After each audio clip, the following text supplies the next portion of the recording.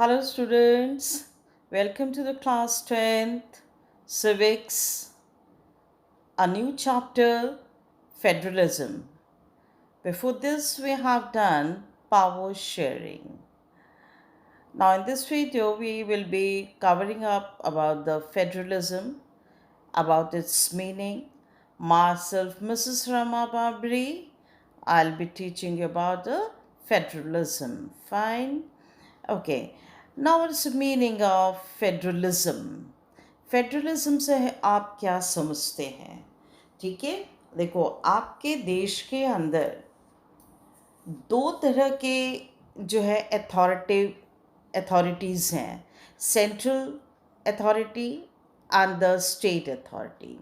दो तरह की गवर्नमेंट काम कर रही होती है। फाइन, कई जगह इससे ज़्यादा भी है, डिफरेंट लेवल्स हैं गवर्नमेंट के। तो federalism is a system of a government in which the power is divided between the central authority and the various constituent unit of the country.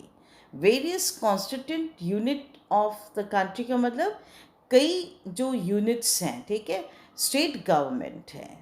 Fine, उसके बाद हिंदुस्तान की अगर हम बात करते हैं तो वहाँ पे आप देखेंगे कि स्टेट गवर्नमेंट से नीचे जो है आपके डिस्ट्रिक्ट लेवल पे भी है काम होता है, एंड विलेज लेवल पे भी काम होता है।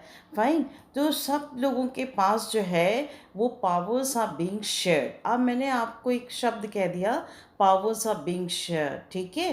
फेडरलिज्म वो सिस्टम है जहाँ पे government in which the power is divided between the central authority and the state authority, या और भी कॉन्स्टिट्यूंट यूनिट्स जो हैं आपके कंट्री में, उनके बीच में पावर्स आर बीइंग शेयर्ड।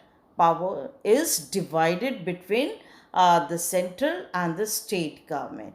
अभी मैंने थोड़ी देर पहले आपको कहा था कि पावर शेयरिंग, ठीक है। पावर शेयरिंग जब हम पिछला चैप्टर जब हम लोग पढ़ रहे थे तो उस वक्त जो पावर शेयरिंग की जो डिफरेंट फॉर्म्स हैं, different kinds of power sharing है, उसमें नंबर 2 में एक नंबर 2 पॉइंट था कि power can be shared among the government at a different level. ठीक है, डिफरेंट लेवल की बात हुई थी। तो उसको वो हम क्या करें, वो दैट इज़ अ वर्टिकल, ठीक है। एक वर्टिकल डिवीजन था और एक हॉरिजॉन्टल, ठीक है। हॉरिजॉन्टल में कौन कौन से आएंगे? Legislative, okay, and executive and judiciary.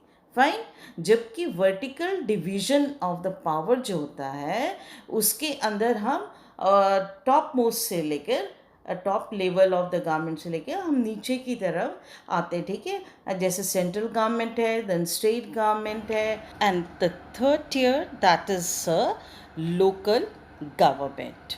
Fine, जो पावर जो है वो सेंट्रल गवर्नमेंट के हाथ में यहाँ नहीं होती है। वर्टिकल डिवीजन में वो अपनी पावर्स को शेयर कर रहे होते हैं। पावर्स को क्या कर रहे होते हैं? डिस्ट्रीब्यूट कर रहे होते हैं, शेयर कर रहे होते हैं, या उनका डिवीजन होता है। तो ये पावर शेयरिंग, ठीक है। अगर हम देखिए, vertical division of power among the different level of the government is one of the major form of the power sharing in the democracies. This is commonly referred as a federalism. इसी vertical division को हम क्या कह रहे हैं? Federalism बोल रहे हैं। Fine, is it clear? Okay, now comes the key change. It occurred in Belgium in 1993। अब आप कहेंगे कि बेल्जियम की कहानी कहाँ से आ गई? देखो, ये फेडरलिज्म लेसन के अंदर जो है हम vertical division of the power के बारे में ही पढ़ रहे हैं, ठीक है। इसको पढ़ रहे हैं तो एक रेफरेंस के तौर पे, एक एग्जाम्पल के तौर पे अभी हम जो है बेल्जियम का एग्जाम्पल ले रहे हैं। फाइन, अब जो बेल्जियम में जो पावर शेयरिंग जब हम पढ़ रहे थे तो बेल्जियम में क्या हुआ था, वहाँ पे पावर शेयरिंग हुई थी, भाषा को लेके वहाँ पे टसल थी, कॉन्फ्लिक्ट था, ठीक है। तो एक वहाँ पे एक बहुत ज़बरदस्त चेंज आया था उनके कॉन्स्टिट्यूशन में। एक की change were made in the constitution of Belgium कौन सा चेंज था? Just to reduce the power of the central government, ठीक है। सेंट्रल गवर्नमेंट की पावर जो थी उसको रिड्यूस करा गया, एंड क्या करा गया, to give the power to the regional government, ठीक है। सारा पावर जो सेंट्रल गवर्नमेंट के हाथ में था वो रीजनल गवर्नमेंट जो है, या हमारे हिंदुस्तान में उसको स्टेट गवर्नमेंट भी बोलते हैं, ठीक है। तो regional government was given the power, और जब रीजनल गवर्नमेंट के पास पावर आती है तो क्या हुआ कि उसके पास भी अब इतनी पावर होगी दैट रीजनल गवर्नमेंट जो है it was no longer dependent on the central government. Regional government, Belgium की हम लोग बात कर रहे हैं, regional government was existing previously also, पहले भी एग्जिस्ट कर रही थी, और जो सेंट्रल गवर्नमेंट थी उसके पास पूरी अथॉरिटी थी to take away its power at any time. Power थी रीजनल गवर्नमेंट के पास, लेकिन फुल फ्लेज पावर नहीं थी। फुल फ्लेज पावर का मतलब यहाँ पे कहने के मतलब ये है कि भाई वो अपना काम अपने हिसाब से इंडिपेंडेंटली नहीं कर पाते थे, क्योंकि सेंट्रल गवर्नमेंट का कुछ भरोसा नहीं होता था, कभी भी रीजनल गवर्नमेंट से उनकी पावर को वो ले लेते थे। तो regional government had their roles and the powers but could be withdrawn by the central government at any time. फिर एक जो ड्रास्टिक चेंज आया था उनके कॉन्स्टिट्यूशन में, the key change occurred in 1993, and regional government was given a power and no longer it was dependent on central government. Is that clear? इसका मतलब क्या हुआ कि it means that the Belgium has shifted from unitary to a federal form of government. Fine. अब आप कहेंगे unitary क्या है भाई, ठीक है। और ये यूनिटरी फॉर्म ऑफ गवर्नमेंट क्या बोल दिया मैम ने। और पहले बेल्जियम जिस हालात में था वहाँ सेंट्रल गवर्नमेंट के पास पूरी पावर थी, ठीक है, लेकिन बाद में 1993 में रीजनल गवर्नमेंट को भी उसने पावर शेयर कर ली, तो वो क्या बन गया, फेडरल गवर्नमेंट। पहले क्या था, वो यूनिटरी गवर्नमेंट हुआ करता था, ठीक है, यूनिटी फॉर्म ऑफ गवर्नमेंट थी। अब देखेंगे हम श्रीलंका के बारे में भी, वहाँ पे नेशनल गवर्नमेंट के पास कंप्लीट पावर थी। Sri Lanka practise unitary form of government, unitary form of government था, means the national government has all the power. और तमिलियन जो तमिल लीडर्स थे वहाँ पे, वो श्रीलंका को से चाहते थे, वहाँ के नेशनल गवर्नमेंट से चाहते थे कि फेडरल फॉर्म ऑफ गवर्नमेंट वहाँ पे बने, और नहीं हुआ ऐसा, which resulted into the civil war, which resulted into the civil war. तो वहाँ वर्टिकली जो है पावर शेयर नहीं हुई थी।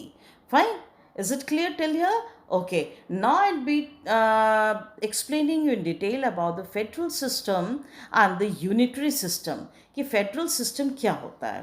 देखो, कोई भी किसी भी कंट्री में जहाँ पे फेडरल सिस्टम होता है वहाँ पे कम से कम 2 लेवल ऑफ गवर्नमेंट्स ज़रूर होती है, ठीक है। सिंगल है तो वहाँ पे तो फिर यूनिटरी हो जाएगा, 1 लेवल ऑफ गवर्नमेंट होगा तो इसको मतलब वहाँ पे यूनिटरी फॉर्म ऑफ गवर्नमेंट है या यूनिटरी सिस्टम एग्जिस्ट करती है। इतनी बात समझ में आ रही है? Okay, now it has a 2 level, 2 से ज़्यादा भी हो सकते हैं, जैसे बेल्जियम में 2 से ज़्यादा है, ठीक है।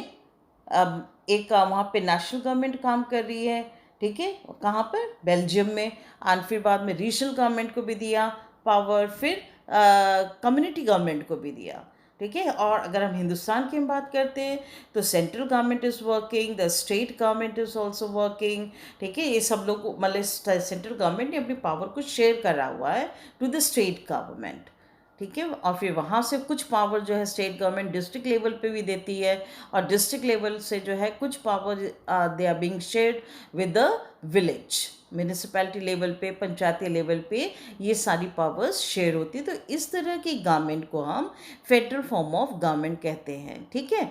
अब स्क्रीन पे आप देखेंगे फेडरल सिस्टम में it has 2 level of government.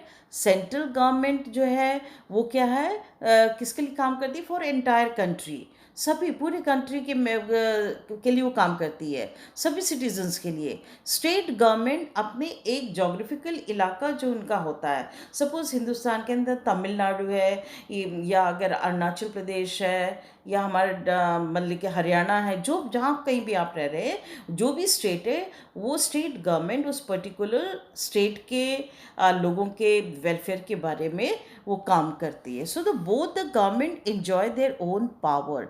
बेवजह के इंटरवेन वो नहीं करती है. Is it clear? The one government for entire country, दो अगर टू फॉर्म्स ऑफ गवर्नमेंट चल रही है, तो central government suppose working for the entire country, that is usually responsible for few subjects of the common interest. National interest में वो काम कर रही होती है. अदर गवर्नमेंट जो दूसरे लेवल पे, स्टेट गवर्नमेंट या प्रोविंशियल लेवल पे जो काम कर रही होती है, वो डे टू डे एडमिनिस्ट्रेशन कैसा होता है उसके स्टेट में, उसके बारे में काम करती है, उसके लिए काम करती है, वेलफेयर के लिए. And both this level of the government enjoy their own power and they work independently.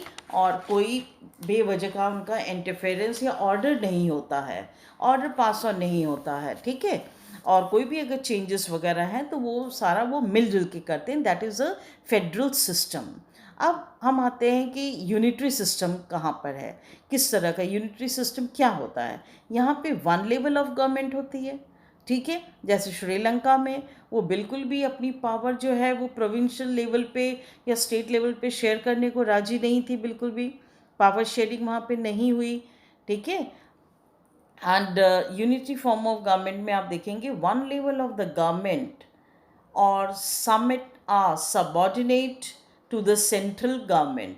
अगर जहाँ पे यूनिटरी फॉर्म ऑफ गवर्नमेंट होती है, वहाँ पे अगर उसके सबऑर्डिनेट्स वहाँ पे जो काम कर रहे हैं, या प्रोविंशियल लेवल के जितने लोग हैं, जितने भी आपके स्टेट्स हैं, वहाँ पे जो है वो सेंट्रल गवर्नमेंट जो उसको उसके ऊपर पूरी पावर अपनी रखती है. पूरा मतलब कि अपना ज़ोर ज़बरदस्ती रहती है कि ये काम ऐसे करना है, वो काम वैसे करना है, और keeps on passing the order.